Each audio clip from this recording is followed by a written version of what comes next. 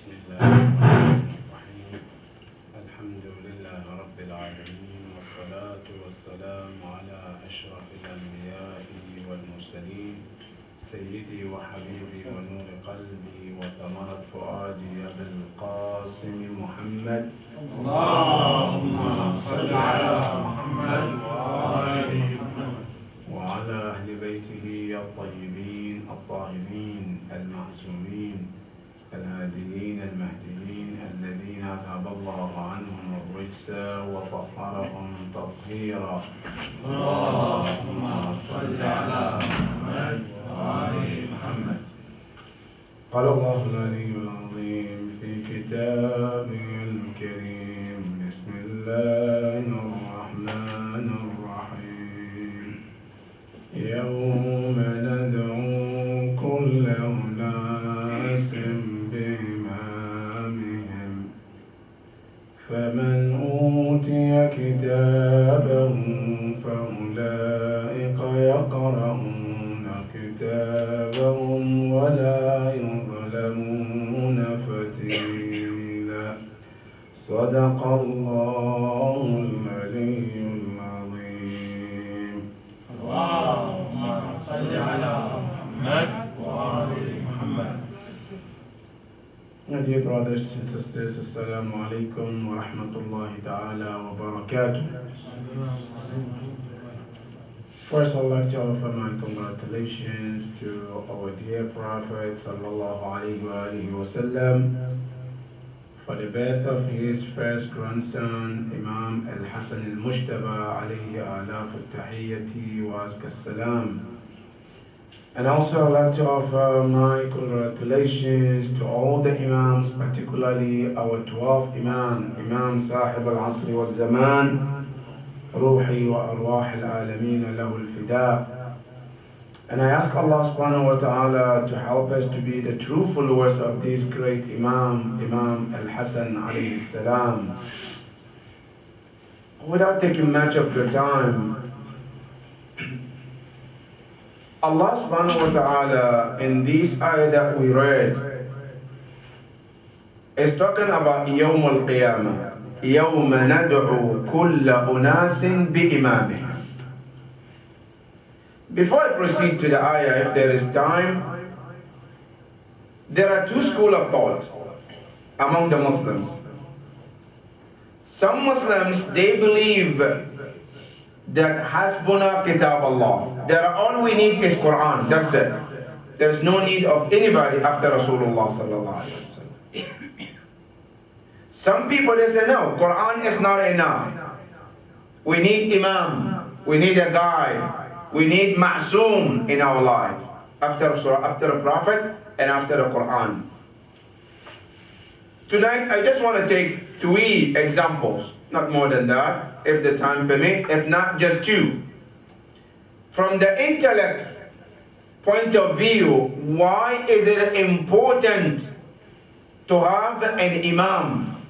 Why is it important, based on the logic, to have Imam? Because every year, we celebrate and commemorate the birth and the death of our Imams. Why is it important that every year we have to sit down, remember, talk about their life? Why is it important?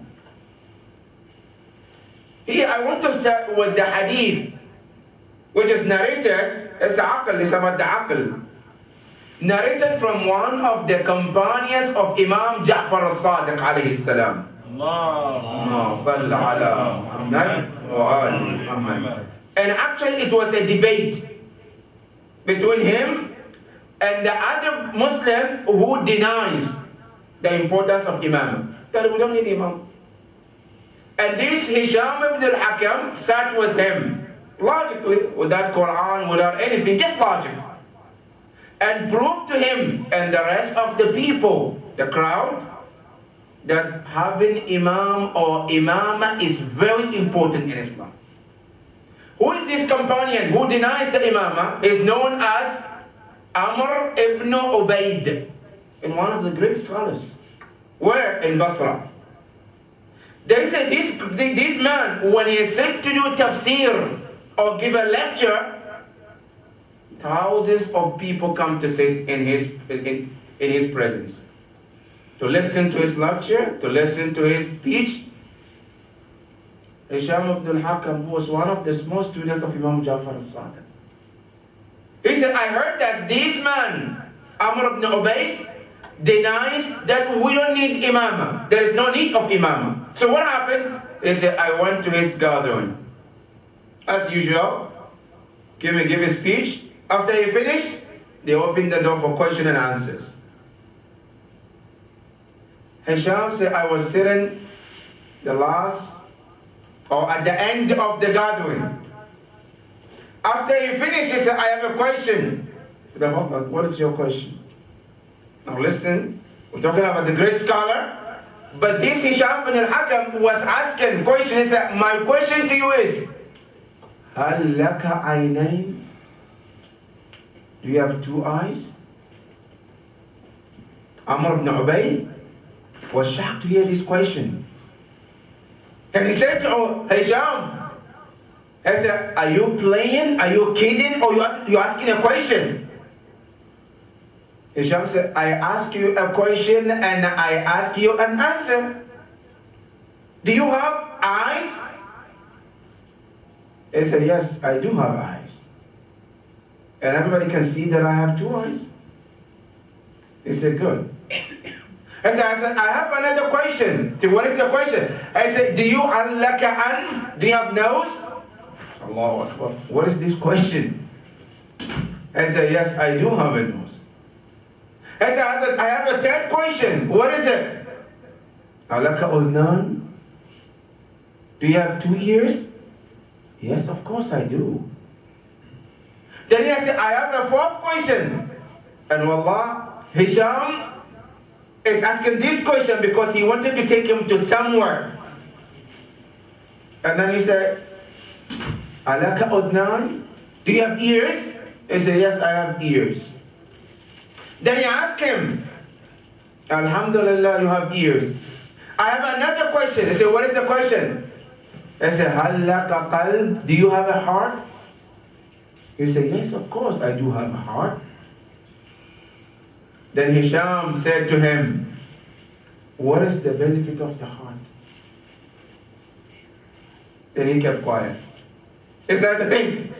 Then Hisham said, before you answer this question, I want to take you back. He said, the first question I want to ask you is that the eyes that you say you have, what do you use them for? He said, I use them to see. He said, the nose, what do you use them for? He said, I use them to smell. He said, the mouth, he said, I used to eat. I used to talk. He said, what is the ear? He said, I used to listen. He said, what about the heart? What do you use heart for? He said, I use the heart. And heart here is talking about the connection with the aql. He said, I use them to make sure that whatever I see or hear or listen is always correct. Then Hisham said, this is my point. What is the point? He said, you have eyes. Was that the work of seeing? Nose, that you can smell. You have mouth, that you can taste everything that you want. But with all these things, with their function, you need something to make sure that whenever you taste something, whether it's right or wrong, the mouth does the taste, but you need the aql to guide it and make sure that it's right or wrong. When your eyes see something, the aql have to be there to make sure that it's right or wrong, right? You say yes. As if Allah put this system in your body so that your eyes doesn't take you to the wrong path, your aql and your nose doesn't take you to the wrong path, how is it that Allah who created you wouldn't know that you need an imam who would guide you and make sure that you don't go astray? Wallah, as soon as he said these questions, then Umar ibn Ubayd said, this question is not your questions. Where are you coming from? I said, I'm coming from the University of Imam Ja'far al-Sadiq alayhi afdal as-salatu wa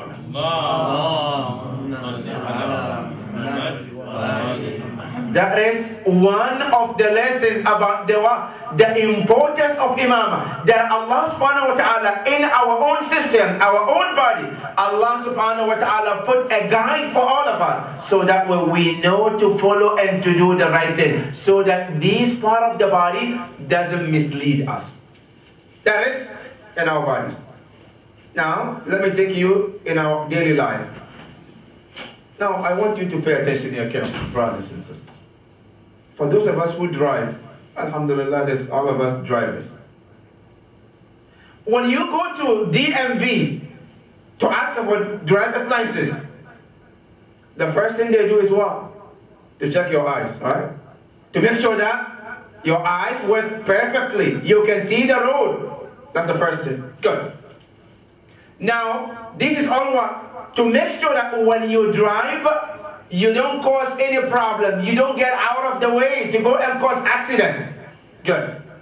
They protect them. When they make sure that you can see everything is perfect, then they secure that part.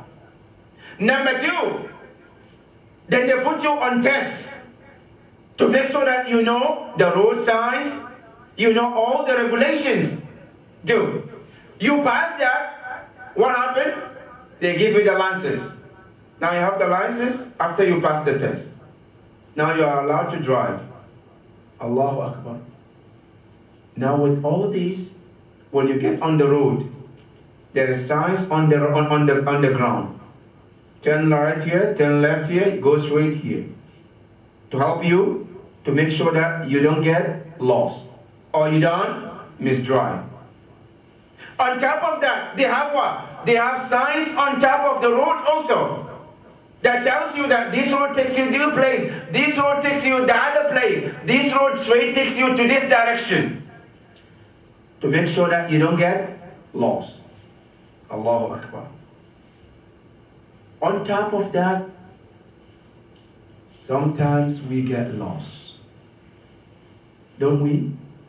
There's directions there is the signs on the road. On the road, on top, there is a signs left and right, everything. But with all of that, you and I sometimes we get lost. We can't find our way. Then what do? We get a GPS. To what? To help us, so that way we don't get lost. We buy them. Sometimes on our own phones we have them. That when we drive, we have them so we can make sure that we don't get lost.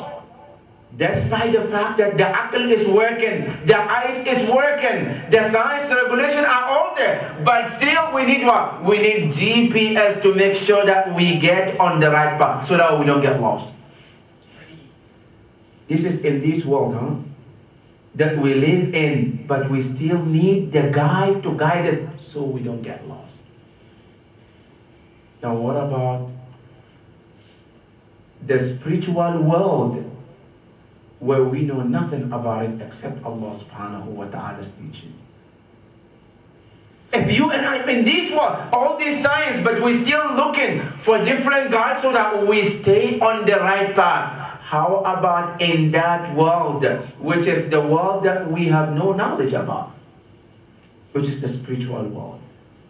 And that is why we say we need an imam to guide us in the right path. And one of those imams is Imam al-Hassan alayhi salam. Imam al-Hassan alayhi salam, his mother is Fatima. Quickly to the point. The narration says, the night that Imam Hassan was born, his mother Zahra salamullah alayha, she gave birth to Imam Hassan. As soon as she finished, she stood up and did the Isha prayer. Allahu Akbar.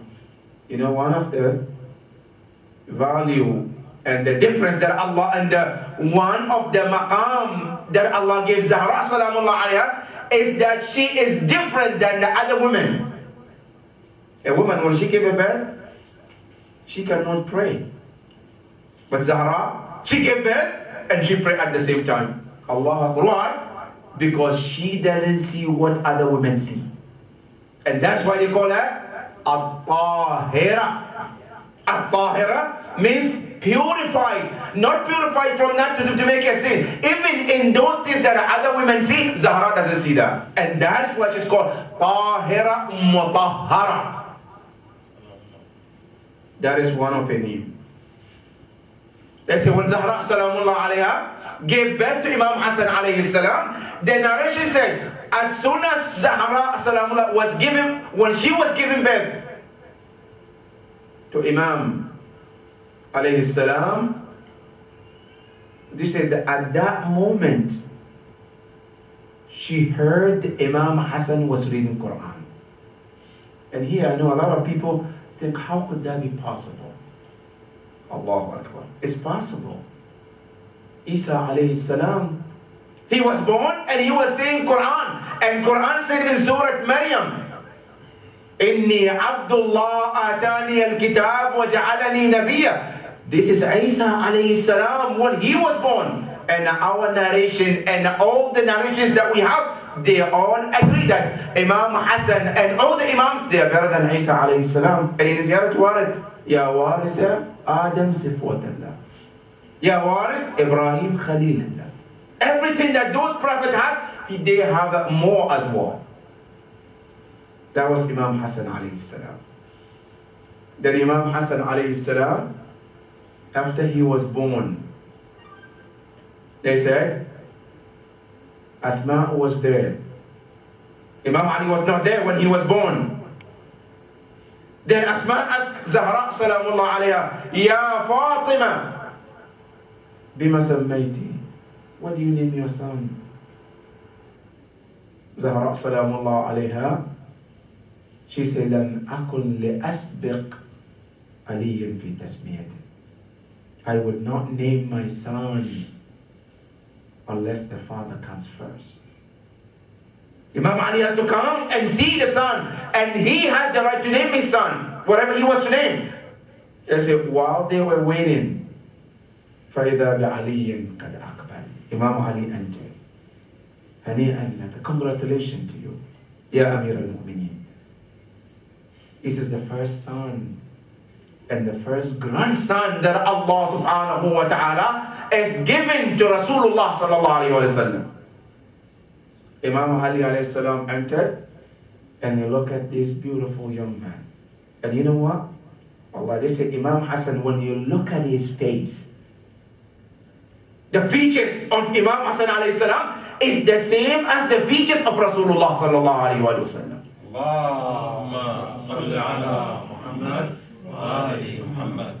Imam Ali alayhi salam, look at him, and then Imam Ali was saying, he said, when I look at my son, Imam Hassan alayhi salam, he said, لَمَّا نَذَرْتُ إِلَى وَجْهِهِ رَأَيْتُ وَجْهَ جَدِّهِ رَسُولُ اللَّهِ. Looking at his face, he said, I saw the face of Rasulullah in this child of mine.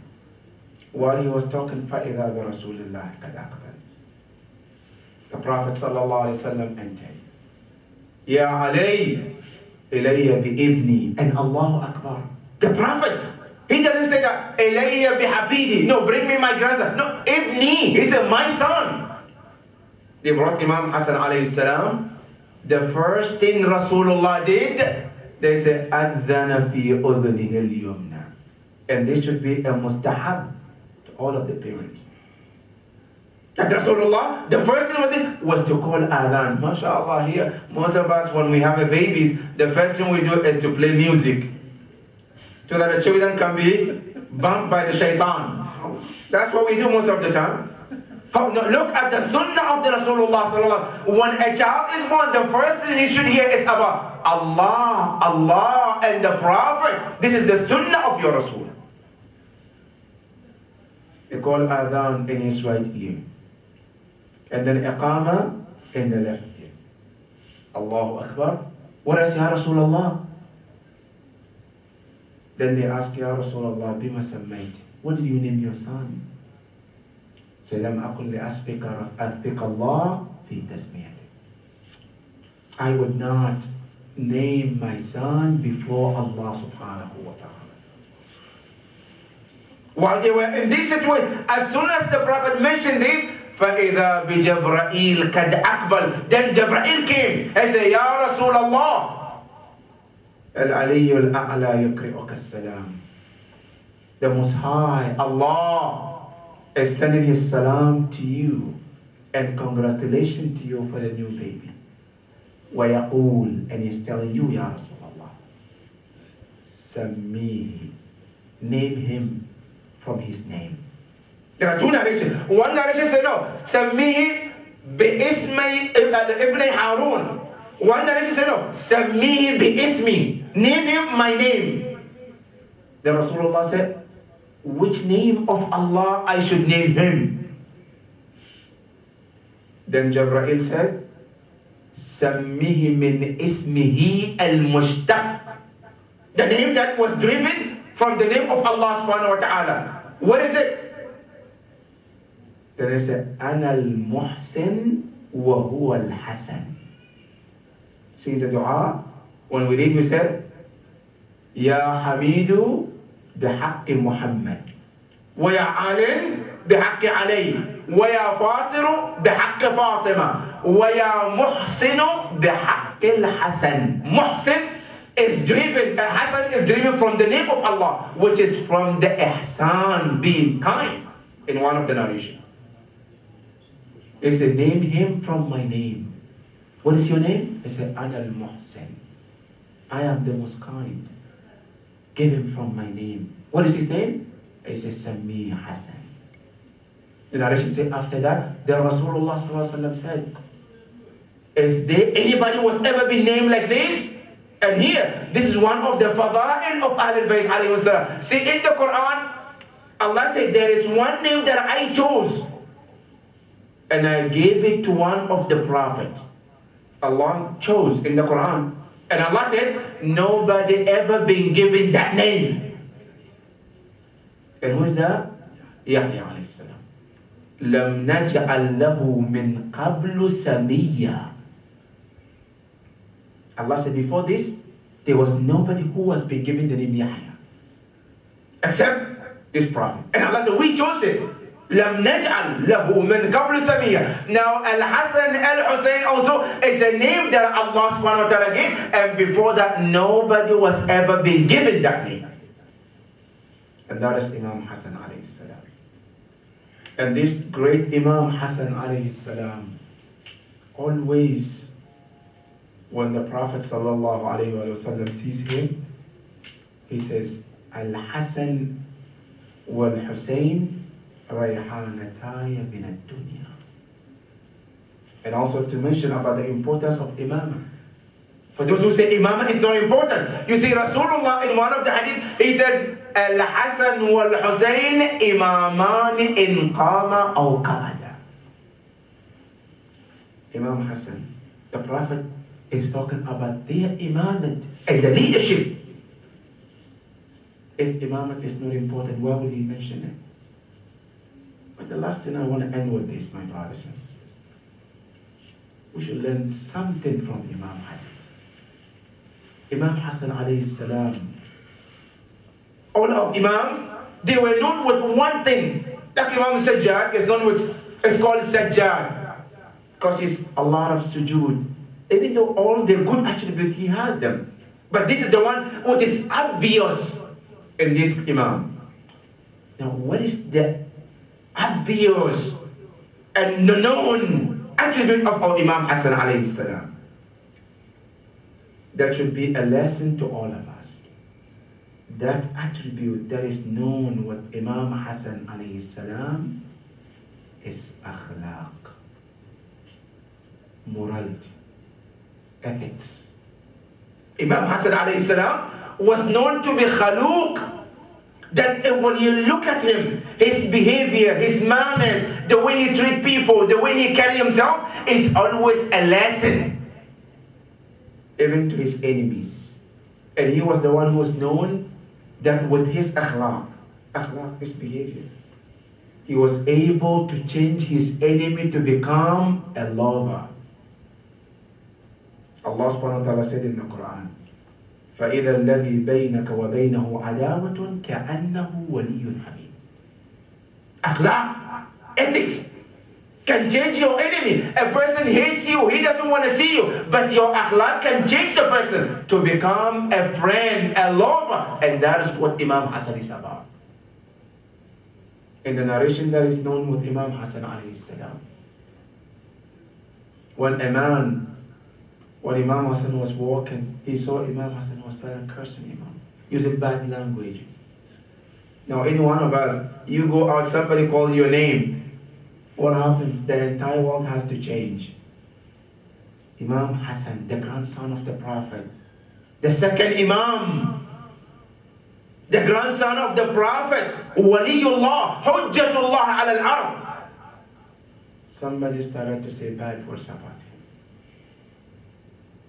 What did he do? Imam Hassan akhlaq. He was quiet. This man would say everything he wanted until the man finished.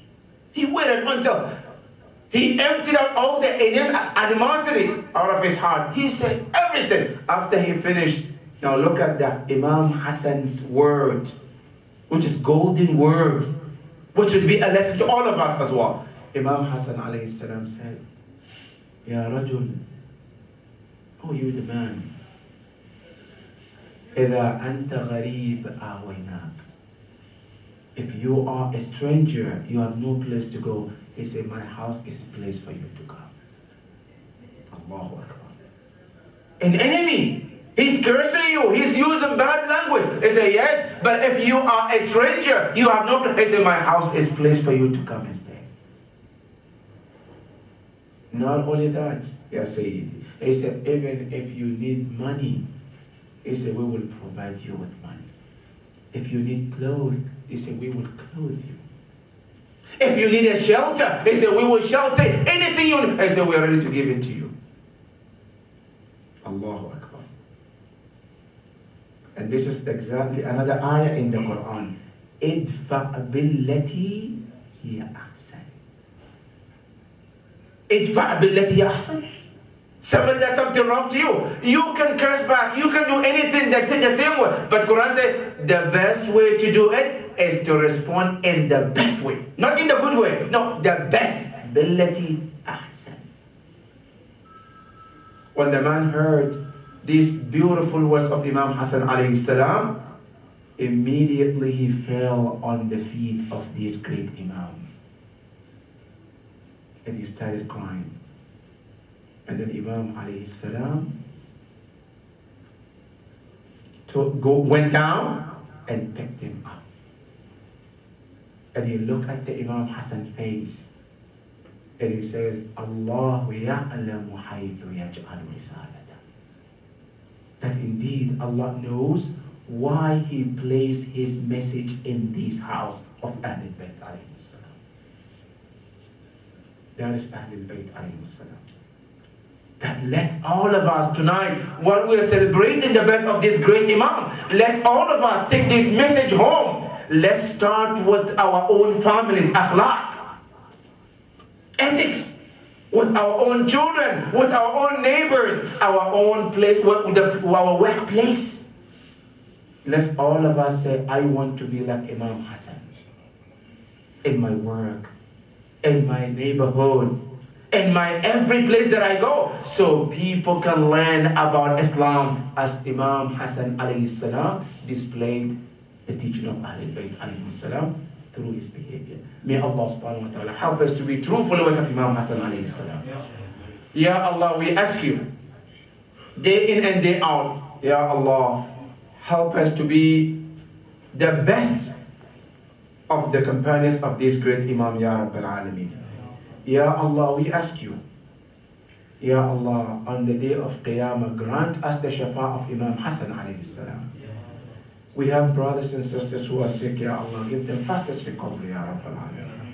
Our marhumeen and marhumat, Ya Allah, we ask you, be pleased with them, Ya Rabbal Alameen.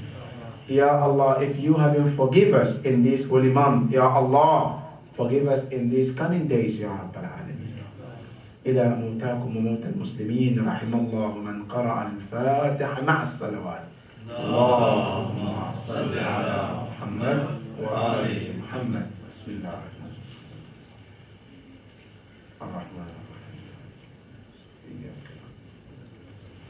اهدنا الصراط المستقيم صراط الله غير المغضوب